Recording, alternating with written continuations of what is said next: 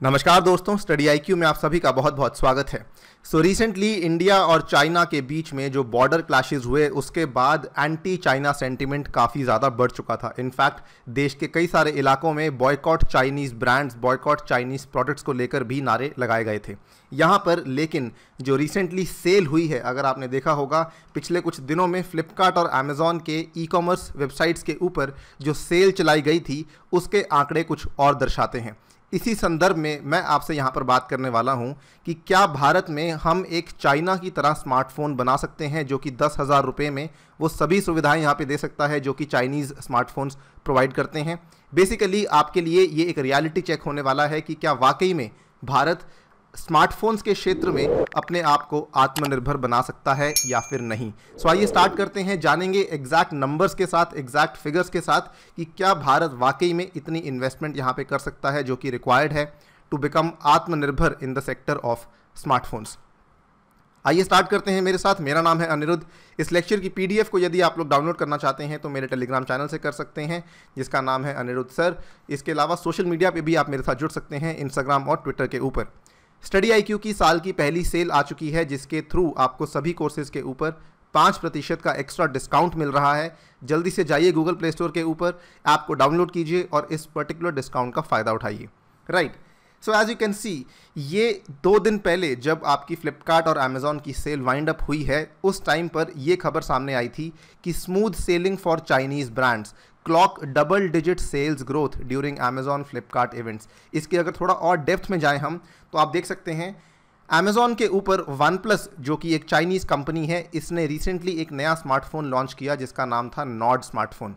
Amazon ने अपनी prime Day cell में ये कहा कि Nord smartphone was the biggest selling handset during the Amazon Prime Day sale. सबसे ज़्यादा अगर बिकने वाला कोई हैंडसेट था तो वो नॉड स्मार्टफोन था। इसका जो अप्रॉक्सीमेट प्राइस है 28K से लेकर के 30K तक है। आप देख सकते हैं सस्ता भी नहीं है फ़ोन, लेकिन उसके बावजूद भी it was one of the biggest selling handset during the Prime Day sale. इसके अलावा एक और बड़ी चाइनीज़ कंपनी जिसका नाम है रियलमी, आपने आई एम श्योर इसका नाम सुना होगा। इन्होंने इन 3 से 4 दिन के बीच में 400 करोड़ रुपए का बिजनेस यहाँ पे क्लॉक किया था केवल 3 से 4 दिन में अमेज़ॉन और फ्लिपकार्ट के थ्रू। इनफैक्ट यहाँ पर Xiaomi, जिसको आप रेडमी के नाम से भी जानते हैं, Xiaomi या रेडमी, इन्होंने अपने फ़ोन्स को कुछ शुरुआत के सेकंड्स में ही सोल्ड आउट डिक्लेयर कर दिया था क्योंकि यहाँ पे सेल्स लगती हैं।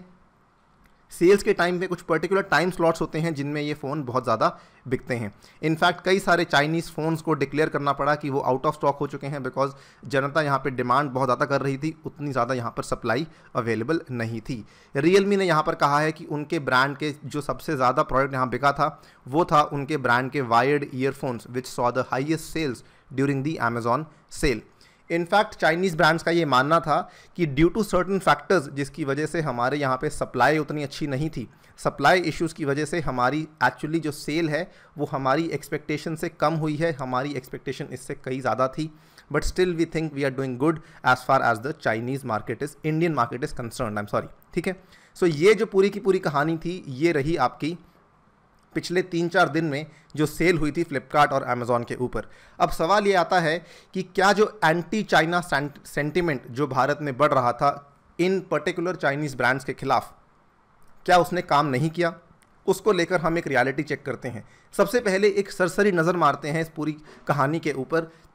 देखिए 3-4 चीज़ें होती हैं जो कि एक फ़ोन बनाने के लिए रिक्वायर्ड होती हैं। अगर हम सुपरफिशियली बात करें तो सुपरफिशियली जो सबसे इंपॉर्टेंट यहाँ पे चीज़ होती है that is the printed circuit board वगैरह। ठीक है, इसकी जो कॉस्ट होती है ये होती है लगभग 6200 रुपये की, जो कि एक 10,000 के फ़ोन में 6200 रुपये की कॉस्ट केवल और केवल प्रिंटेड सर्किट बोर्ड असेंबली की होती है। ठीक है, which also includes camera modules and connectors.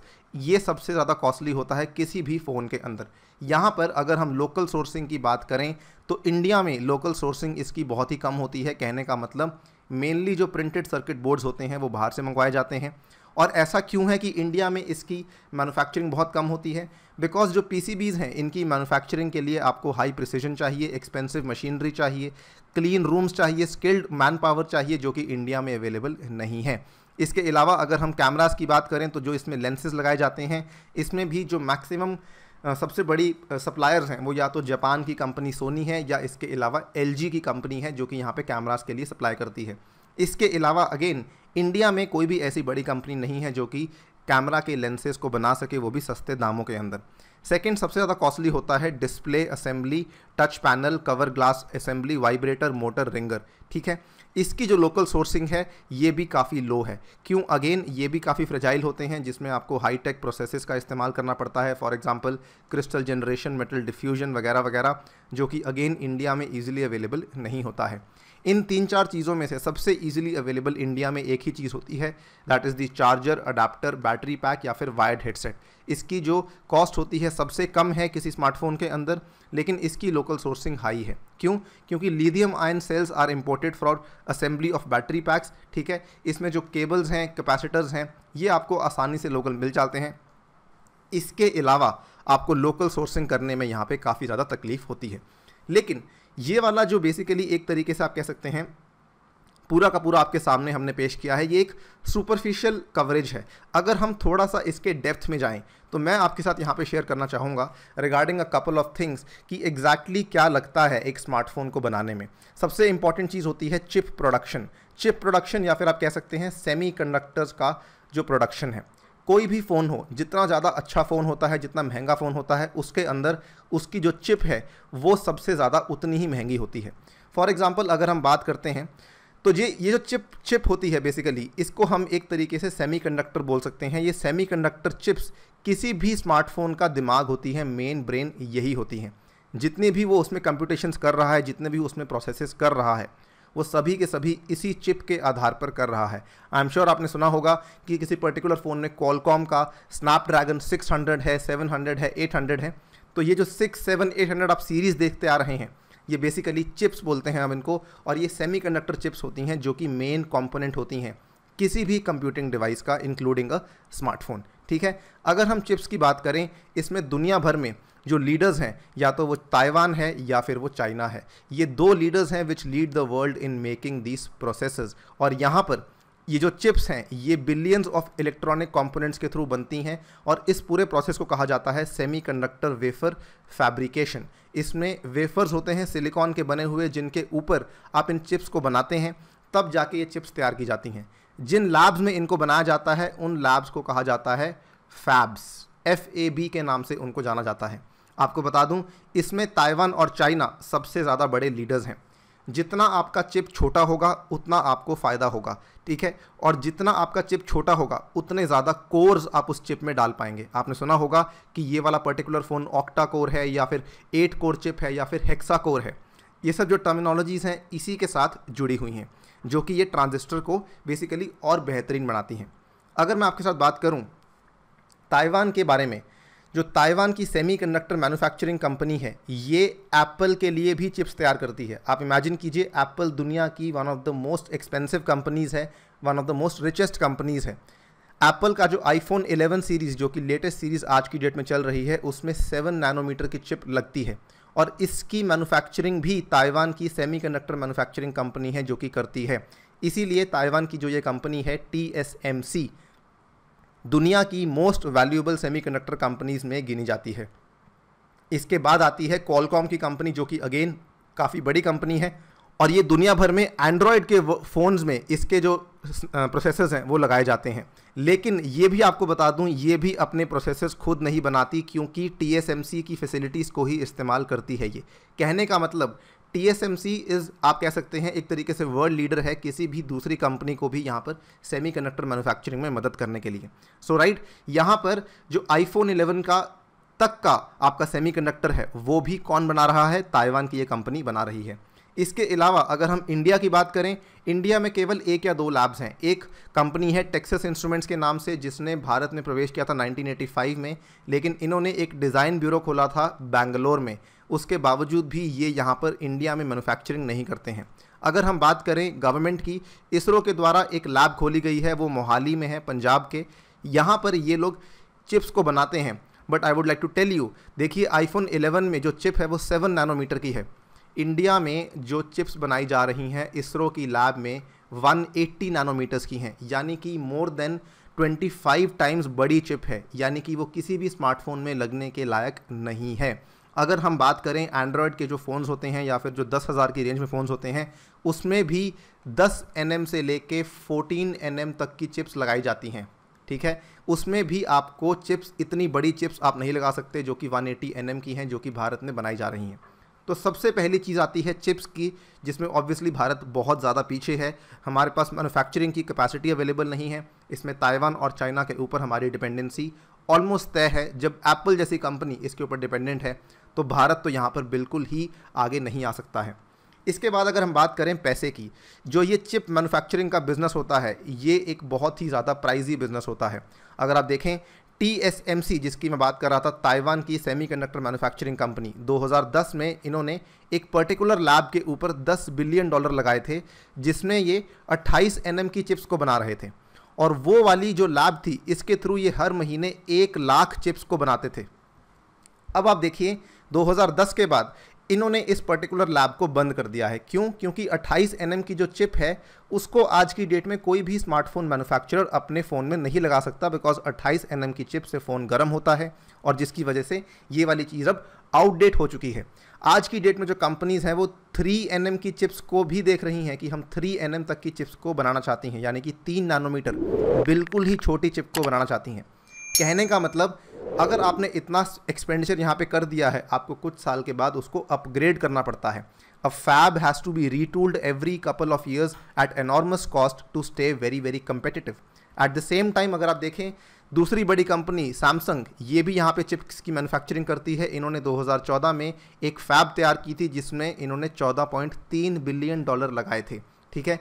इसमें ये कहा जा रहा है कि जो 3 nm की चिप बनाने का प्रोसेस है, TSMC को उसमें 20 बिलियन से भी ज़्यादा लगाने पड़ेंगे। अब आप खुद अंदाज़ा लगा लीजिए कि क्या भारत जैसी कंट्री, जिसमें फिस्कल डेफिसिट की इतनी ज़्यादा प्रॉब्लम्स हैं, क्या आपको लगता है कि वो 10 या 20 बिलियन डॉलर जितना पैसा एक पर्टिकुलर लैब को बनाने में इन्वेस्ट करेंगे? This is also the second important reason जिसकी वजह से भारत में स्मार्टफोन्स की मैन्युफैक्चरिंग नहीं हो पाती है। और मेक इन इंडिया को लेकर अगर हम देखें, स्मार्टफोन के क्षेत्रों में भारत काफ़ी ज़्यादा पीछे रह चुका है। इसके बाद हम तीसरी चीज़ की बात करना चाहता हूँ आपके साथ में, that is the software gap. यहाँ पर क्या होता है, देखिए सबसे ज़्यादा पॉपुलर फ़ोन्स आज की डेट में जो OS यूज़ कर रहे हैं, यानी कि ऑपरेटिंग सिस्टम का इस्तेमाल कर रहे हैं, वो एंड्रॉयड का है। एंड्रॉयड किसके द्वारा बनाया गया है? ये बनाया गया है गूगल के द्वारा। लेकिन जब गूगल ने एंड्रॉयड को बनाया था, तो इन्होंने बनाया था something called as the stock Android, ठीक है। बिल्कुल स्टॉक, बिल्कुल रॉ एंड्रॉयड बोला जाता है इसे। इसको वनीला एंड्रॉयड के नाम से भी जाना जाता है, ठीक है। इसके बाद जितनी भी कंपनीज़ यहाँ पर एंड्रॉयड का इस्तेमाल कर रही हैं, उन्होंने इसके ऊपर सुपर इम्पोजिशन कर दी है।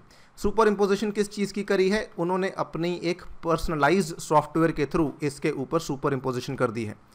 इसको आप कैसे समझ सकते हैं? इंडिया में जितने भी Xiaomi के फ़ोन्स हैं, वो यूज़ करते हैं MIUI, लेकिन वो MIUI किसके ऊपर सुपर इम्पोज्ड है? वो असल में स्टॉक एंड्रॉयड के ऊपर ही लगा हुआ है। कहने का मतलब, नीचे स्टॉक एंड्रॉयड है, उसके ऊपर MIUI की कुछ पर्टिकुलर फीचर्स हैं। एंड्रॉयड को थोड़ा बहुत मॉडिफिकेशन कर देते हैं ये वाली कंपनीज। सिमिलरली रियलमी की बात करें तो यहाँ पे रियलमी UI है, जो कि अगेन एंड्रॉयड के ऊपर लगता है। ओप्पो के केस में कलर OS है, वीवो के केस में फन टच OS है, यहाँ तक कि इवन OnePlus के केस में ऑक्सीजन OS है। अब ये सभी कंपनीज़ ने इतना पैसा इसमें इन्वेस्ट किया है कि इन्होंने अपना एक पर्सनलाइज्ड स्किन बनाने के लिए यहाँ पे पैसा लगाया है, जो कि स्टॉक एंड्रॉयड के ऊपर बैठता है, राइट। सो ये सभी कंपनीज़ ने इसमें पैसा ऑलरेडी लगा चुके हैं। ये क्यों करते हैं ऐसा? ये ऐसा इसलिए करते हैं बिकॉज यहाँ पर ये अपने सॉफ्टवेयर को अपने बनाए गए हार्डवेयर के साथ ऑप्टिमाइज़ करना चाहते हैं। और ये इसको ऑप्टिमाइज़ करने में और कॉस्ट को कम कैसे कर लेते हैं? बिकॉज ये हार्डवेयर में सबसे इंपॉर्टेंट क्या है? चिप आती है। Xiaomi हुआ, रियलमी हुआ, ओप्पो हुआ, ये सब लोग क्या करते हैं? इन चिप्स को बल्क में एक्वायर कर लेते हैं। जब बल्क में एक्वायर कर लेते हैं तो ऑब्वियसली इनको ये चिप्स चीप पड़ती हैं, और उसके बाद सॉफ्टवेयर ऑप्टिमाइजेशन करना भी इनके लिए ज़्यादा मुश्किल नहीं होता है। इसीलिए क्योंकि ये बल्क में एक्वायर कर लेते हैं, इंडियन कंपनीज बल्क में एक्वायर नहीं कर पा रही हैं, बिकॉज इन्होंने अपने सॉफ्टवेयर्स को ऑप्टिमाइज़ नहीं किया है, अपनी पर्सनलाइज्ड स्किन्स तैयार नहीं की हैं, जिसकी वजह से भारत के जो ब्रांड्स हैं लाइक माइक्रोमैक्स, इंटेक्स, कार्बन, ये सब जो हैं पीछे छूट जाते हैं। कहने का मतलब, इंडिया अगर स्मार्टफोन मार्केट की बात करें, so it is very very far away from becoming आत्मनिर्भर in the case of smartphones. भले ही वो सेमीकंडक्टर की मैन्युफैक्चरिंग हो, भले वो सेमीकंडक्टर मैन्युफैक्चरिंग के लिए जो लैब्स हैं उसको बनाने की बात हो, भले वो सॉफ्टवेयर ऑप्टिमाइजेशन करने के लिए जो स्किन्स हैं उसको बनाने की बात हो, हम कहीं पर भी आज की डेट में उस लेवल पर नहीं हैं जिस लेवल पर चाइनीज़ कंपनीज पहुंच चुकी हैं। सो अनलेस यहाँ पे इन्वेस्टमेंट होती है, अनलेस यहाँ पे रिसर्च होती है, अनलेस यहाँ पे गवर्नमेंट की तरफ से इंसेंटिव्स दिए जाते हैं, तब तक हम इस पर्टिकुलर सेक्टर में उभर नहीं पाएंगे। इसी के साथ आपसे विदा लेता हूँ। Thank you for listening, stay tuned and stay safe.